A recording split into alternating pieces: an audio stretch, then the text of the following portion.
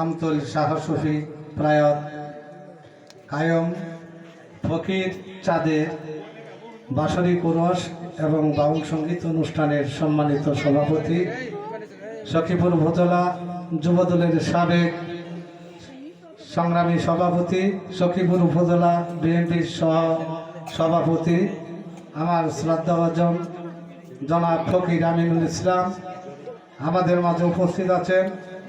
এই গ্রামেরই কৃতি সন্তান সাবেক মেম্বার SM শফিজ জয়নাল আমাদের মাঝে উপস্থিত আছেন। এই 5 নং ওয়ার্ডের বর্তমান যিনি আপনাদের সেবক এবং মেম্বার জনাব দুলাল আমাদের মাঝে উপস্থিত আছেন। আমার বেতুয়া গ্রামের কৃতি সন্তান 7 নং ওয়ার্ডের মেম্বার জনাব উজ্জ্বল আমাদের মাঝে উপস্থিত আছেন। আমার আরেক ছোট ভাই, নতুন যে ক্লাব এই আমতলের এই ক্লাবের সম্মানিত সভাপতি স্নেহ ছোট ভাই লিটন আমাদের মাঝে আরও উপস্থিত আছেন। হুমায়ুন ভাই এবং শিল্পী পর্যায়ের নেতৃবৃন্দ, আমার আমতলের পিতৃতুল্য মুরব্বিয়ান, আমার পাহাড়াতল ইউনিয়নের পিতৃতুল্য মুরব্বিয়ান, সমবয়স্ক ভাইরা, পর্দার আড়ালে আমার মা বোনেরা সকলের প্রতি আমার দল বাংলাদেশ জাতীয়তাবাদী দল বিএনপির পক্ষ থেকে সংগ্রামী সালাম, আসসালামু আলাইকুম। আমরা আসলে একটি ফ্যাসিবাদের সাথে যুদ্ধ করেছি বিগত 17 বৎসর। এই 17 বৎসর আমরা কোনো ওয়াজ মাহফিল, ধর্মীয় অনুষ্ঠান এবং বাউল সঙ্গীত গানে কথা বলার জন্য কোনো সুযোগ সুবিধা পাই নাই। আপনারা জানেন 5ই আগস্ট বাংলাদেশের একটি নতুন ইতিহাস আপনারা দেখেছেন। ছাত্র জনতার বিপ্লবের মাধ্যমে আমরা বাংলাদেশ অর্জিত বাংলাদেশ পেয়েছি। এই বাংলাদেশে একটি অবাধ, সুষ্ঠু, নিরপেক্ষ নির্বাচন অনুষ্ঠিত হবে। সেই নির্বাচনে আমাদের বাসাইল এবং সখীপুরের যিনি নির্বাচনে আসবেন, টাঙ্গাইলের কৃতি সন্তান বাংলাদেশ জাতীয়তাবাদী দল বিএনপি কেন্দ্রীয় ভাইস চেয়ারম্যান, বাসাইল এবং সখীপুরের মা মাটি মানুষের জননন্দিত নেতা জননেতা আলহাজ অ্যাডভোকেট আহমেদ আজম খান, ওনার জন্য আপনাদের নিকট আমি ভোট প্রার্থনা করছি, সেই সাথে আমি ওনার জন্য দোয়া চাচ্ছি।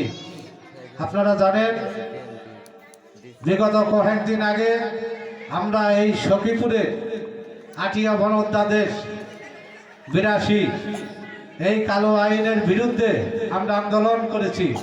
সেই আন্দোলনে যদি কারোর বাড়িঘর ফরেস্ট ডিপার্টমেন্টের আওতাধীন থাকে, পুরাতন ঘর মেরামত করার জন্য আপনারা চেষ্টা করতেছেন বা ফরেস্টর বাধা সৃষ্টি করে, আপনারা আমাদেরকে বলবেন, আমরা তাৎক্ষণিক ব্যবস্থা নেব।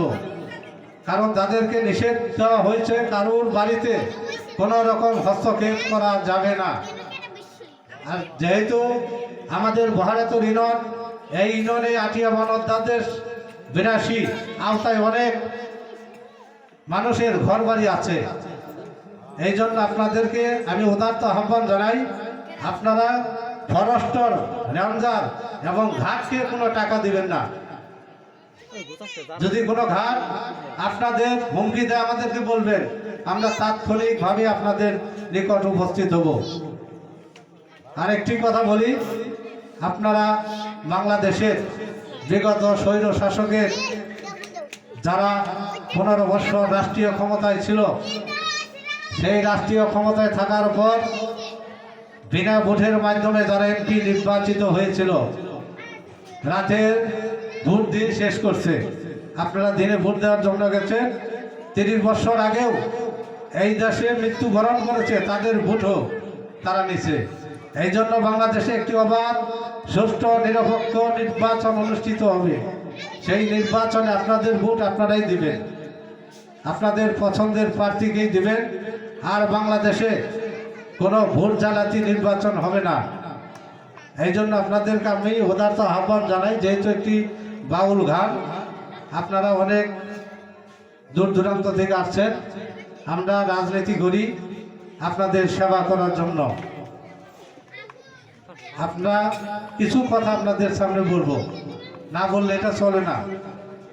এই জন্য আপনাদের নিকট আমি ক্ষমা চেয়ে আবারও আমাদের প্রাণপ্রিয় নেতা জননেতা আলহাজ অ্যাডভোকেট আহমেদ আজম খানের জন্য ধানের শীষ প্রতীকে ভোট চেয়ে এবং আমার জন্য দোয়া চেয়ে আমার বক্তব্য এখানেই শেষ করছি।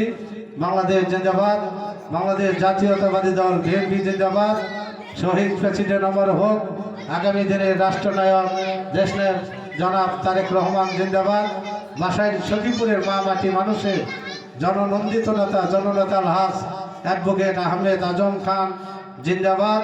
আমতলবাসী সকলকে ধন্যবাদ জানিয়ে আমার কথা এখানে শেষ করছি। আসসালামু আলাইকুম।